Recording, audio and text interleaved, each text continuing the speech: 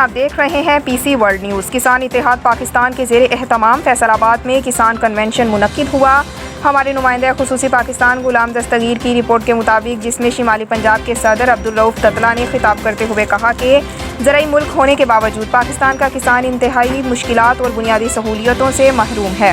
انہوں نے حکومت سے مطالبہ کیا بجلی، نہری پانی کی فراہمی، فصلوں کی صحیح قیمت، فصلوں کی انشورنس اور زرعی ادویات کی فراہمی کے سلسلے میں خاطر خواہ آسانیاں فراہم کی جائیں۔ عبدالرؤف تتلہ کا مزید کہنا تھا کہ شوگر مافیا کی منمانیوں نے کسان کو بدحال کر رکھا ہے۔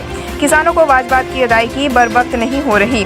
دوسری جانب مکئی اور گندم کی پیداوار دینے والے کسانوں کو بھی صحیح قیمت ادا نہیں کی جاتی۔ کنونشن سے مرکزی چیئرمین کسان اتحاد راؤ طارق اشفاق، وائس چیئرمین میاں فاروق احمد اور ملک بھر سے آئے ہوئے مرکزی، صوبائی اور ضلعی عہدیداران نے خطاب کیا، جبکہ اس موقع پر کسان نمائندوں کی بڑی تعداد میں بھرپور شرکت